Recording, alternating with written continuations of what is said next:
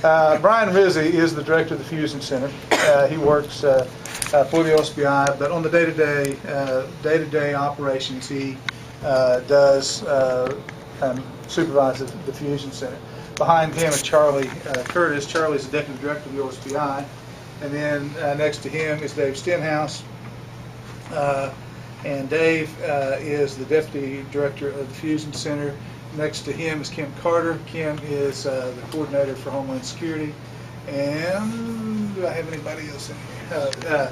Steve Newman is the inspector in charge of the division within the investigative division that the Fusion Center falls in. So that's the staff here. So Dave, if you would just kind of give us a rundown on how this thing evolved and the steps that we went through to make this thing happen. Yes, sir, boss. First thing I did, obviously, was to take our initial policy that was developed by Brian and his team prior to me arriving here, and then to, again, reach out to a lot of different people in a lot of different areas to find what would be a policy that would be the correct policy for the Oklahoma Information Fusion Center. And that included a lot of work with our internal staff, internal legal staff here, Brian, Kim Carter, who previously was here and is now at the Oklahoma Department of Homeland Security and his previous work. Then reaching out to, again, an entity known as the Institute of Intergovernmental Research, which is a contractor for the U.S. Department of Homeland Security and the Department of Justice, and their work on civil rights, civil liberties, and their suggestions and work in that particular area. As the boss said, this went from approximately 5-6 pages, now is a document that's about 36 pages, dealing with all aspects of what we believe to be is the proper privacy policy for the types of activities we are doing.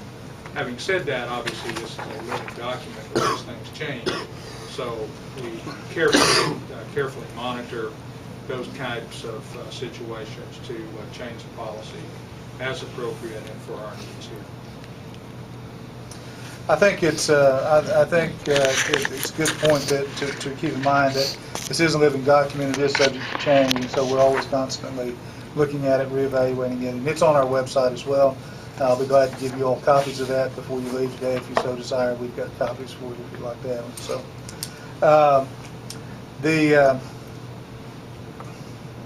Boss, I might say too that the governance board, which governs the Oklahoma Information Fusion Center, obviously has vetted this policy out, and they have in turn looked at this and also were satisfied with this and approved this particular policy. And I think that's a good point to. I'm sorry. Go ahead. Who sits on the governance board? That was the next question. We have about 12 members of the governance board. Brian, do you have a list of governance board members? Would you get that for us? I can tell you off the top of my head if you read that right now. Yeah. The director of the Oklahoma State Bureau of Investigation, because they are the host agency for the Fusion Center. The director of the Oklahoma Office of Homeland Security. The commissioner of Public Safety for Oklahoma. Somebody have me keep count here. How about if I just use her form we gave her last time? Yeah, okay. Director Everett Ashwood from the Director of Oklahoma Emergency Management. We have a representative from the Oklahoma National Guard who sits here, the Chief of Police from the Oklahoma City Police Department. We have a representative from the Oklahoma State Department of Health. We have a representative from the Oklahoma Sheriff's Association, represents all the sheriffs across, speaks for all the sheriffs across the state. We also have a chief from the Oklahoma Association of Chiefs of Police who represents them for it. The Tulsa Police Chief, a representative from the Oklahoma Department of Agriculture, and the Special Agent in charge of the Oklahoma FBI office here. And so I think he said it's a pretty diverse, but not all law enforcement. We have various other parties that are very important to us, such as agriculture and health, in order to do that also. Thank you, man. I appreciate that. So we have to test my own memory. You mentioned earlier that this Oklahoma Fusion Center privacy policy was only 2 of 72 in the nation to be approved. Who was that approved by that you speak of? that board that It's you just approved by, mentioned. obviously, the governance board, which is most important to us, in the state of Oklahoma. When we say it's approved, it meets standards as established by the U.S. Department of Homeland Security, Okay. Department of Justice, and the IIR, the Institute of Governmental Research, is the entity that handles that for them. They review our policy, and they have standards by which they have set for all fusion centers in the country, and making sure, again, that particular document. And I can tell you that that's not an easy process. Obviously, if it was, then everybody would have done it. But that is not an easy process. There are a lot of hoops to jump through, and there's a lot of It's like questions. 40 to answer. pages long, isn't it? Yeah.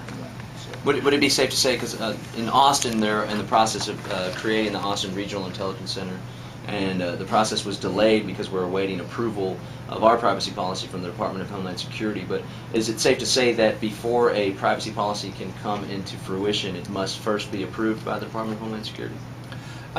For it to come into existence, no. As a matter of fact, it's probably just the opposite. Which comes first, the chicken or the egg? In this case, the policy has to come first before it can be approved. So the answer, I would say, would be no. I would say that probably most, if not all, fusion centers have a policy of some type, but they may not be approved, or they may be in various states of approval, or they're in various states of creation. So. Who actually is the authority over the fusion centers? Is it? The governance board is primarily the authority over the You're Oklahoma talking Fusion the Center. state of Oklahoma or nationwide? Well, I know they're all different. So Oklahoma. So the people from the various agencies Yes. are who has authority over Yes. the actual fusion center. Where do they get their authority? The Fusion Center was created by a governor's Executive order, executive order, and I don't have that, but I think we do have it here. 207. Yeah, okay. I don't know. 207-41. Yeah, 207. When you talk about the information that's being monitored, initially you referred to the information that comes in from outside of the state. Is it, are the departments that are reporting from within the state monitored in that same area? Is that right here? Well, yes. I'm not sure I understand the question, but we get information from a wide range of sources. This is one source, obviously, the open source news data. The internet is another source. We get information from people who call in to report information. And all of that is vetted, and it's vetted through the policy that we have here. We get information from law enforcement agencies around the state and around the country. Mostly in the state. We get a little bit of information from federal agencies as well. We might, for example, if we had an incident like occurred on Christmas Eve with the Detroit bomber, we might get some information in from the federal government telling us what that was about, or what's occurred, and what we might want to be on the lookout for. But there's a wide range of sources of information. That's one of the things that a fusion center does, is it brings all those sources of information together. The analysts look at that and see if there is any relevance here, and if so, what is that relevance, and who needs to get that information and try to get it to them in a timely fashion. The big problem with intelligence has always been, traditionally, getting information to the people who need it in a timely fashion. For years, the problem with getting intelligence was having enough information come in. Now, it's just the opposite. There is so much information. There's such a glut of information that the problem then becomes separating the wheat from the chaff. What is significant and what is of value, and who needs to get it, and how can we get it to them in a timely fashion? That's the big challenge that we face now. So when you talk about the local sources of feed, let's say I'm the Logan County Sheriff, is there any official channel or mechanism by which if an incident happens in Logan County, I'm mandated to report it to the Fusion Not Center? mandated, no. So in theory, you may never receive input That's from the right. Logan County Sheriff's Office. That's right. That's right. How much of the information that comes in from official channels, law enforcement and state agencies and local agencies, how much of that is actionable in the history of the Fusion Center? How many times what percentage of the time has something come in and you said, okay, this is something that another jurisdiction needs to know